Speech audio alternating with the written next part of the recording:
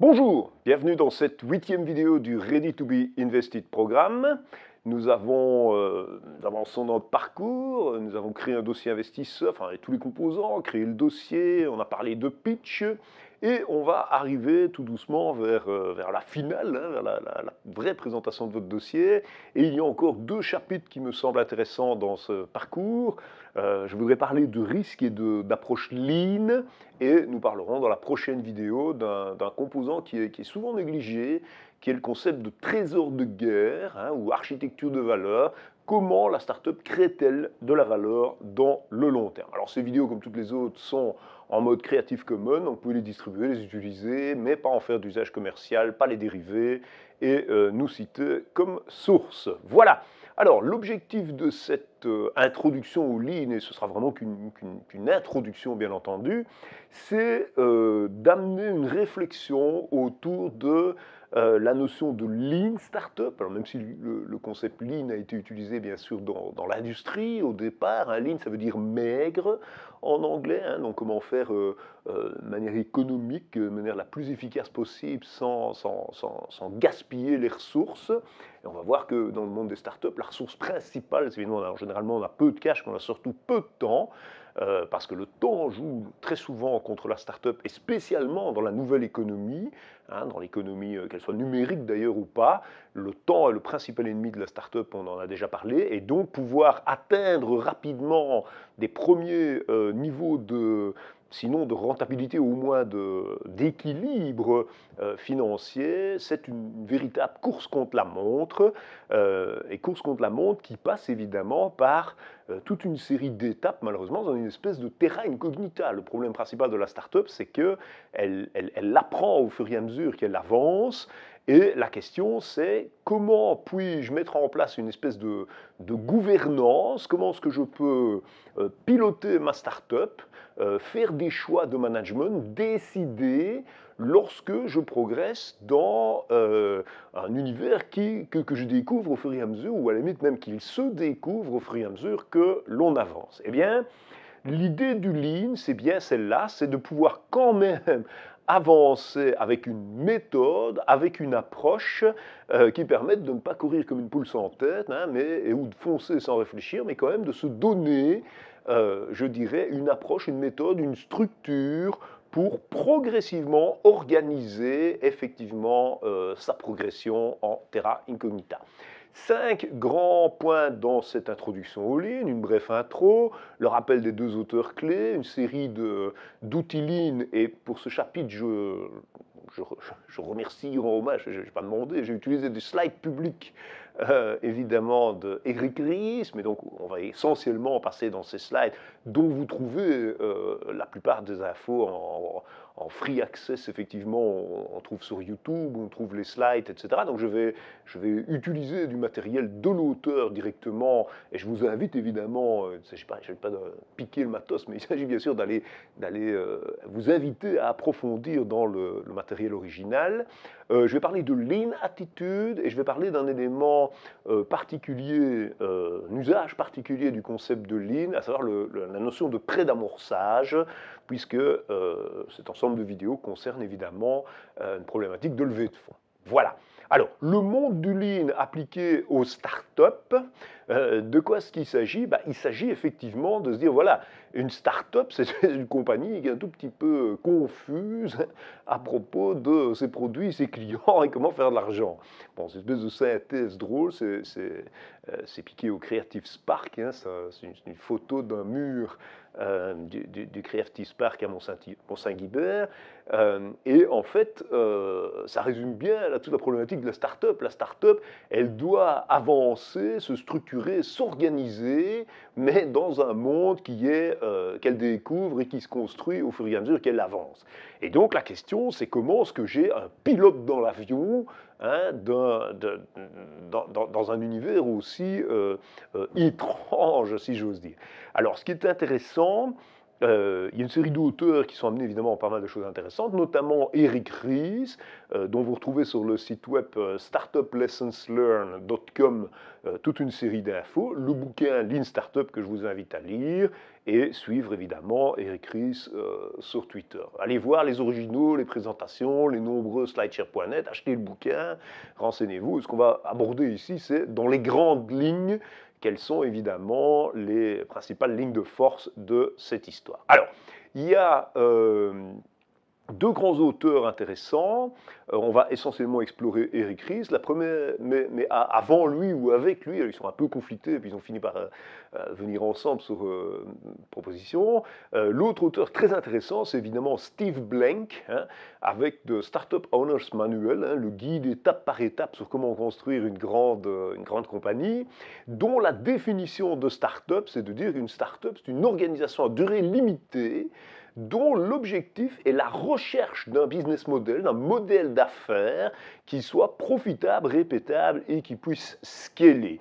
L'original de ça est d'ailleurs peint en grand dans nos bureaux chez Lean Square. Il y a un des murs où cette citation, cette définition de la start-up a été peinte en mur. L'objectif de la start-up, c'est d'arrêter de devenir une start-up et de devenir une entreprise. Voilà. C'est un premier bon bouquin, ça va amener pas mal d'éléments autour de la... En fait, ça donne une définition très intéressante de la logique de start-up. L'objectif d'une start-up, hein, et c'est ça que va amener évidemment Eric Ries, c'est de dire l'objectif d'une start-up, c'est pas de faire des trucs, c'est pas de faire de l'argent, c'est pas de servir des clients. Eric Ries va nous dire que l'objectif d'une start-up, c'est comme dans Steve Blank, de découvrir son business model, de passer à l'échelle, de devenir une entreprise, et si l'objectif est bien défini par Blank, la méthode, donc le comment est proposé par Ries, qui nous dit, voilà, l'idée c'est que on fait des hypothèses, hein, on se pose des questions, on se demande, tiens, est-ce que tel élément est vrai? Est-ce que le client va accepter ce type de prix? Est-ce que tel canal de distribution va effectivement répondre comme nous l'attendons? Est-ce que nous serons capables de produire dans les délais que nous proposons de mettre en place, etc. Donc il y a toute une série d'hypothèses sur le futur mode de fonctionnement de la start-up. Et l'idée de Ries, c'est de dire, ce qu'on doit faire, c'est pas servir des clients, c'est faire en sorte que toutes ces hypothèses que nous avons, nous puissions les lever. Et donc l'objectif de la startup, c'est d'apprendre à construire un business model sustainable.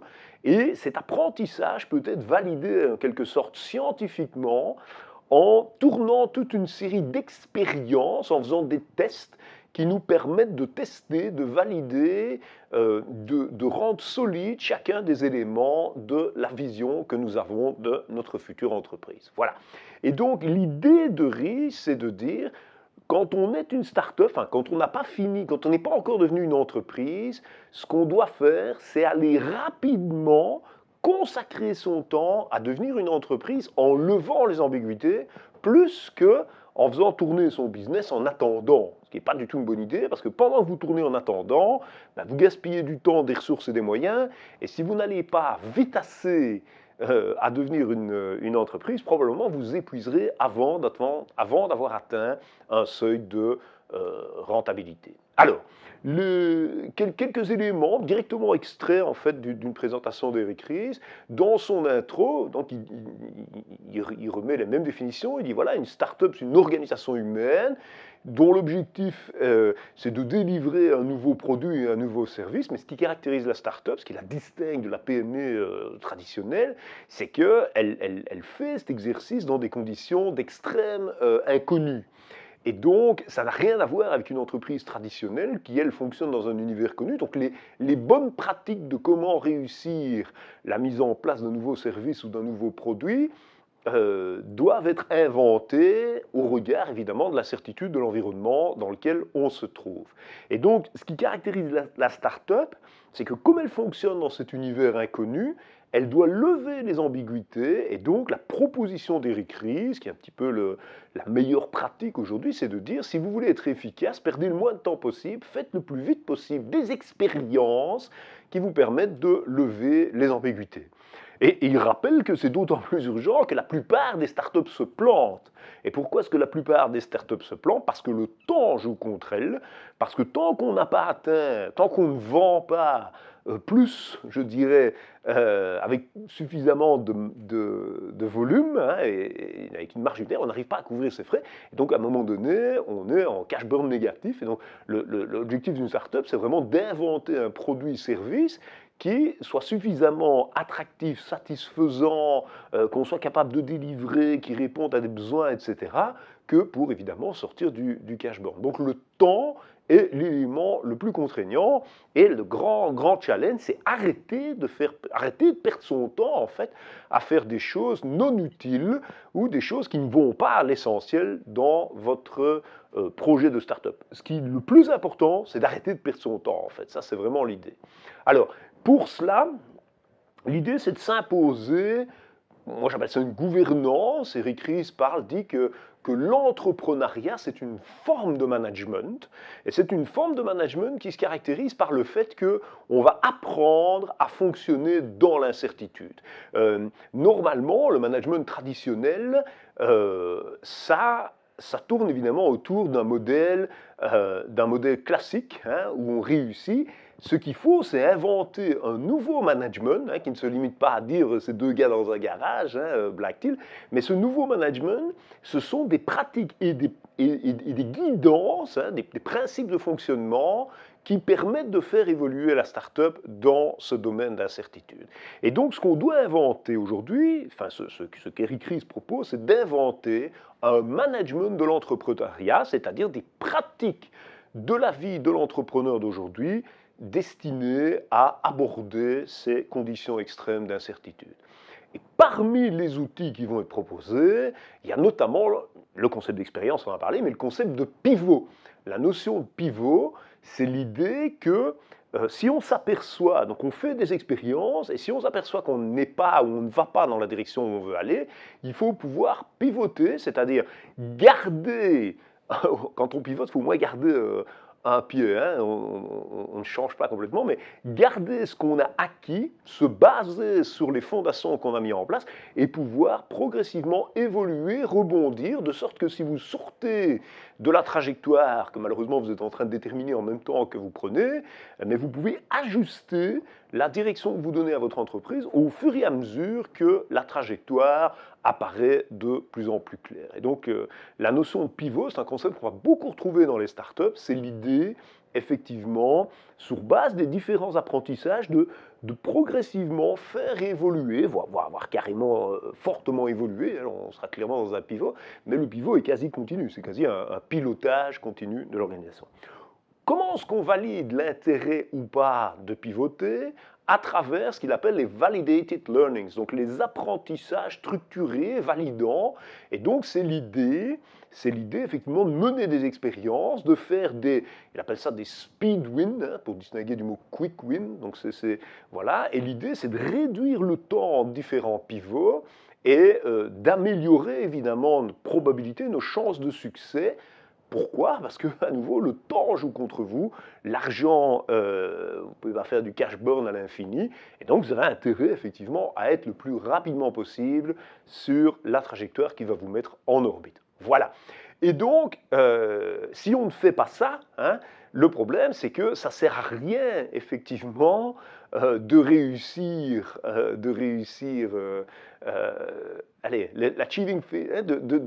un projet si on n'est pas effectivement on time, on budget. Ça ne sert à rien de viser effectivement les méthodes traditionnelles de on time, on budget, high quality, beautiful design, hein, qui sont un peu les standards classiques, je dirais, du management traditionnel, si le résultat de tout ça, c'est que vous construisez la moitié du tunnel Eurotunnel. Si vous n'avez fait que la moitié du tunnel, ça n'a aucun sens. Dans les startups, c'est la même chose.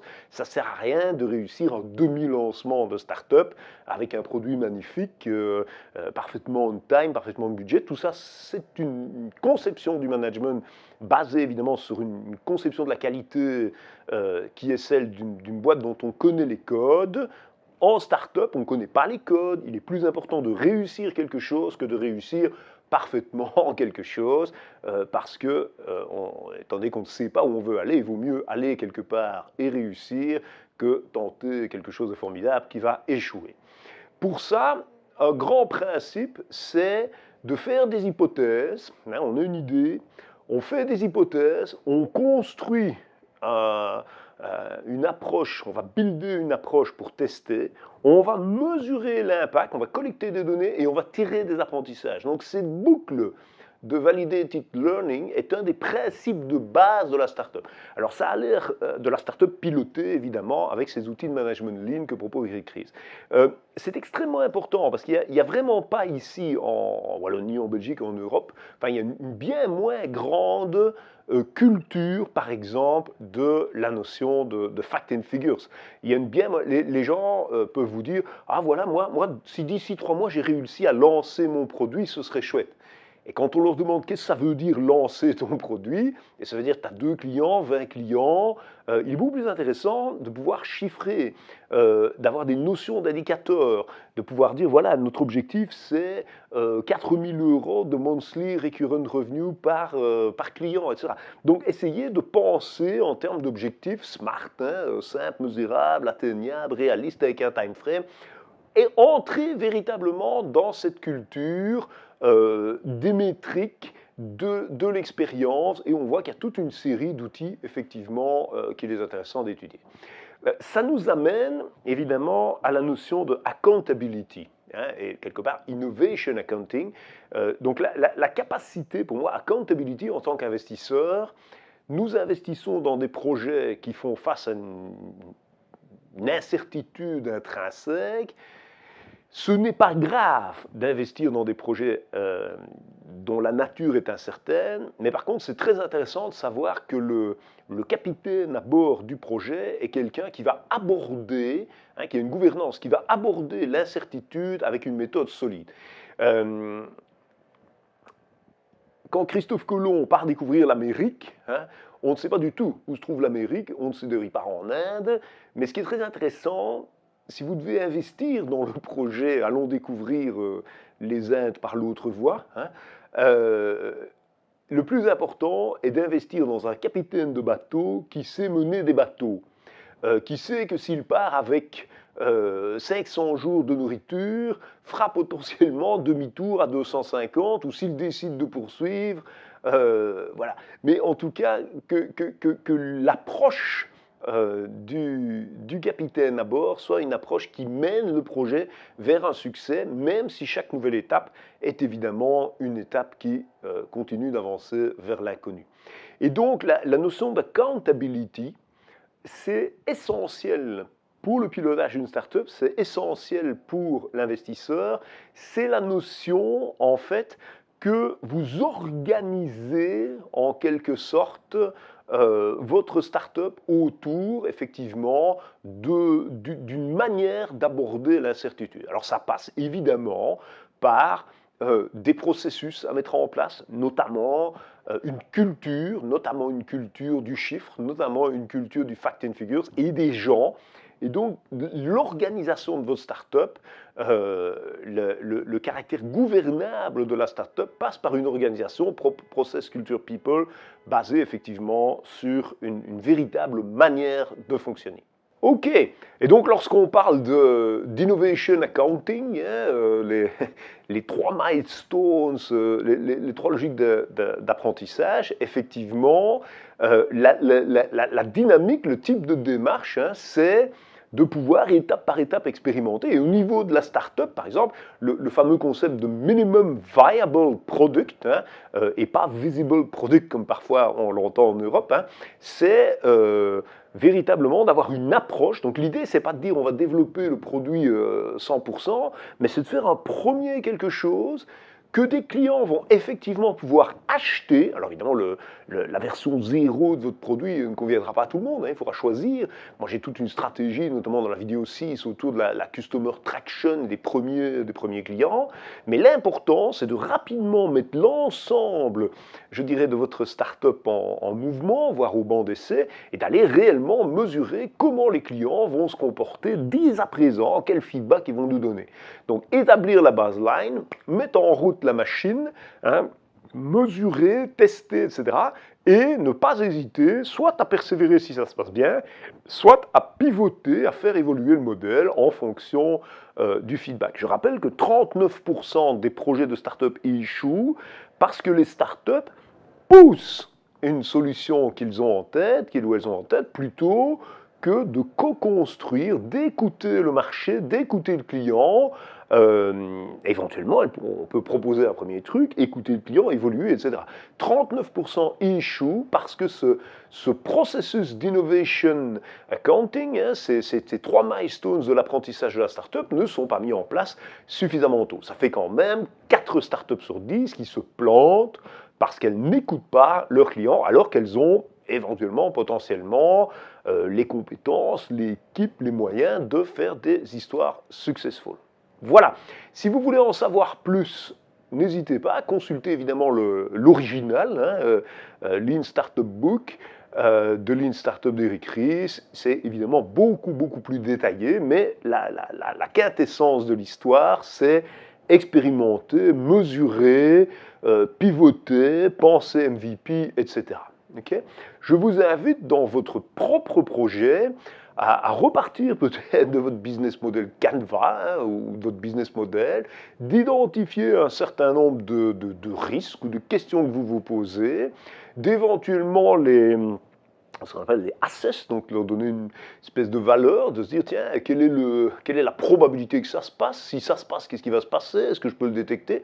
Et puis d'identifier peut-être les trois éléments les plus risqués dans votre business et d'imaginer une tactique de mitigation.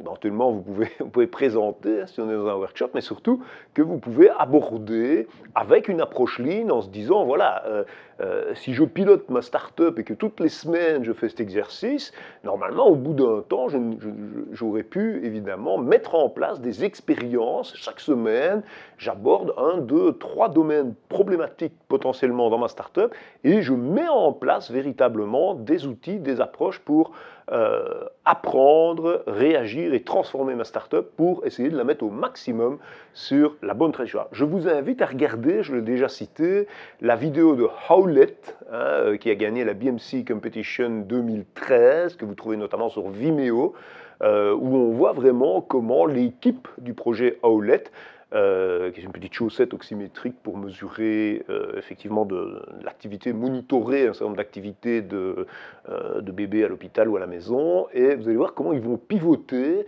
en analysant toute une série de risques, et on voit aussi toute une série d'expériences ou de mitigation tactiques, comme moi je les appelle, qu'ils mettent en place au fur et à mesure. C'est très instructif, c'est 15 minutes de votre temps très bien investi. Voilà. Quatrième partie, le Lean Attitude. Le Lean Attitude, c'est quoi? C'est véritablement, au niveau de l'investisseur, on va voir ça dans votre dossier investisseur, dans votre manière de pitcher, c'est comment est-ce que vous approchez effectivement. En gros, pour moi, le Lean Attitude, c'est quelle est votre gouvernance personnelle? Comment est-ce que vous pilotez? Quelles sont vos compétences de manager de start-up? Comment est-ce que vous abordez, en fait, votre projet de start-up? Quand vous vous levez chaque matin, qu'est-ce qui dicte votre agenda? Qu'est-ce qui vous fait choisir de passer du temps sur tel aspect de votre start-up plutôt que tel autre? C'est ça la Lean Attitude, c'est l'idée de vraiment aller à l'essentiel à tout moment, d'oser se remettre en question, de se remettre en question de manière intelligente, c'est-à-dire sur du fact and figures, pas sur de l'émotion. Et donc il y a une série de mythes comme ça, dire que le Lean c'est uniquement de dépenser le moins possible. Non, le Lean, la méthode Lean, c'est pas à propos du coût, c'est à propos de vitesse. L'objectif du Lean, c'est pas de faire bon marché, c'est de faire rapide avant de tourner out of cost. Okay. Deuxième mythe, le Lean, c'est uniquement pour les startups de l'Internet, le web, etc. C'est pas vrai. Le Lean, ça s'applique en fait à tous les projets de start-up ou pas d'ailleurs, de compagnies qui font face à des incertitudes à propos de ce que leurs clients veulent. Donc on peut beaucoup appliquer les techniques Lean, par exemple, dans des entreprises traditionnelles. Les Lean Startups, c'est toujours des petites entreprises qui sont bootstrappées. Pas du tout. Les Lean Startups, ce sont des gens qui sont ambitieux, qui vont pouvoir être capables de déployer de très larges montants. À nouveau, pour moi, si, à force d'expérience, vous arrivez à montrer que votre lifetime value est supérieur à votre customer acquisition cost, il n'y a aucune raison de ne pas aller très très vite et de lever de grands montants. La raison pour laquelle on fait du lean, c'est pour rendre certains en fait les processus. Si demain vous arrivez à prouver que pour chaque 100 euros investis, vous en rapportez 110, 200 ou 500, il n'y a aucune raison de ne pas lever 100 millions et de foncer directement. Lorsqu'on bootstrap, on bootstrap uniquement parce qu'on n'a pas encore pu lever l'ensemble des incertitudes. Une autre idée, c'est que le Lean Startup remplace une vision avec des données ou du feedback client. L'idée, c'est de dire, ouais, vous devez essayer de mesurer, d'avoir cette culture fact and figures. La vérité, c'est pas ça. La vérité, c'est qu'on va essayer de compléter avec des tests presque scientifiques, scientific experiment, nous dit Eric Ries, chaque élément de la vision, donc on va solidifier la vision. Donc on n'oppose pas vision et données, on complète la vision avec la notion de données. Alors, comment construire, c'est un slide très très célèbre qu'on trouve partout, comment construire un minimum viable product? Si votre ambition c'est de faire une bagnole, vous ne commencez pas par construire une roue, deux roues, une carrosserie et puis assembler le tout. Parce que là, vous êtes dans une logique de produit. Si vous construisez une bagnole, l'esprit du minimum viable product, c'est qu'en fait, vous êtes dans la logique du transport. Vous mettez dans les chaussures du client. Et donc, le transport minimum, ça peut être un skateboard, puis ça peut être une trottinette, puis un vélo, puis une moto, puis une voiture.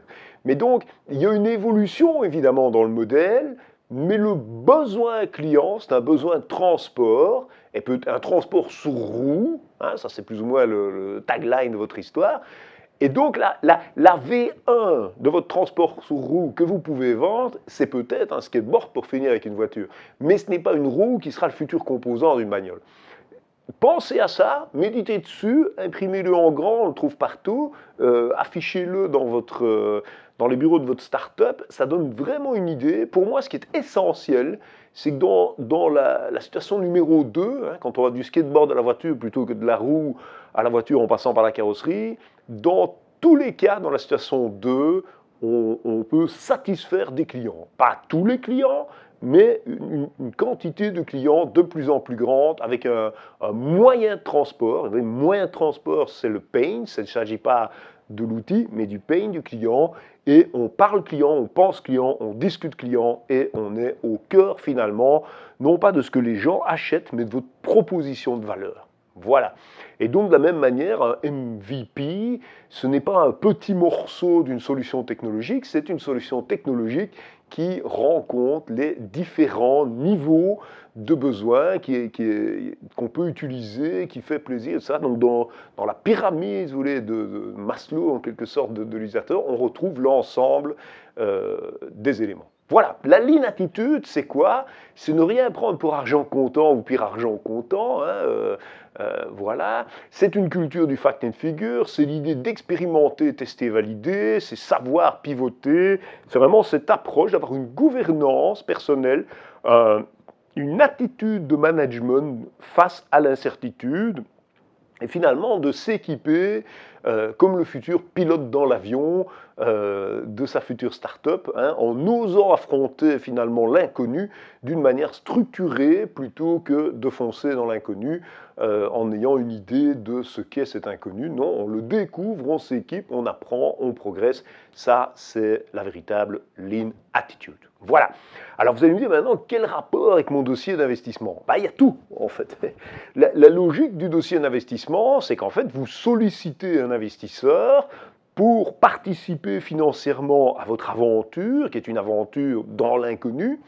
Et donc, si vous voulez renforcer la solidité de votre dossier d'investissement, une approche lean, une approche qui consiste à lever des incertitudes, une approche générale de management de l'incertitude, c'est évidemment très bon. Mais l'idée de base, c'est quand même de dire si mon dossier est pas mal, mais qu'il reste un certain nombre d'hypothèses qui font que le dossier, on peut se poser beaucoup de questions. Je cherche 250 000 euros, je sens bien qu'il y a un marché ici, mais je ne suis pas encore certain, par exemple, du détail de mon coût d'acquisition, ou du niveau exact de rétention client. Mais le problème, c'est que si on passe de 80 à 90%, oups là, on devient très très rentable ou juste rentable.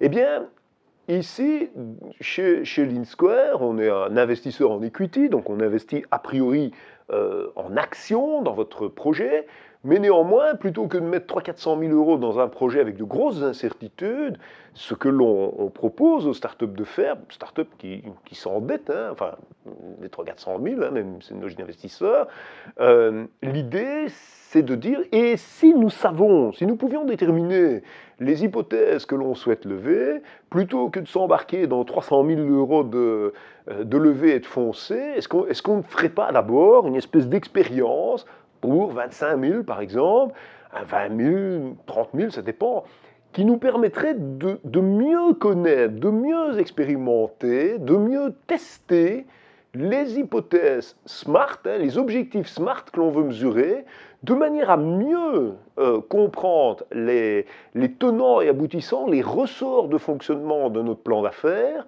et de lever un certain nombre d'ambiguïtés. La notion de prédamorçage, c'est ça, c'est l'antichambre de la levée de fonds. Ça permet de lever les hypothèses du business plan, ça fonctionne comme un test, ça doit tourner dans un time frame de 3 à 6 mois, et l'objectif, c'est de définir les objectifs SMART qu'on veut mesurer et de dire, voilà, si j'étais plus clair sur telle et telle hypothèse, alors mon plan dans son ensemble serait effectivement moins risqué en tant qu'entrepreneur et vis-à-vis de mon investisseur. Et donc, nous avons cet outil de prédamorçage dans cette logique-là, ici chez Leansquare, comme une espèce de technique de prélevée de fonds pour permettre de solidifier le dossier.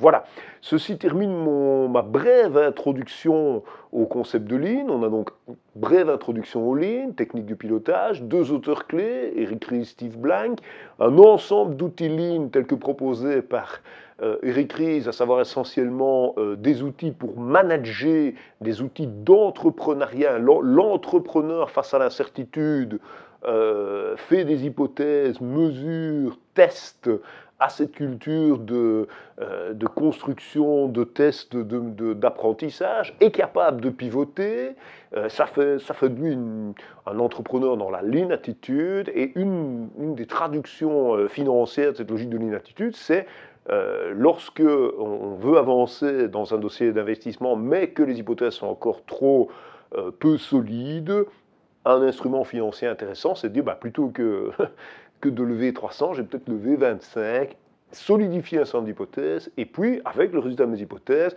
soit lever 300, soit pivoter, soit ressolliciter un autre 25 et continuer d'avancer, mais au moins j'avance avec une approche étape par étape qui me permet effectivement de construire un projet de qualité. Voilà, on se retrouve dans une prochaine vidéo.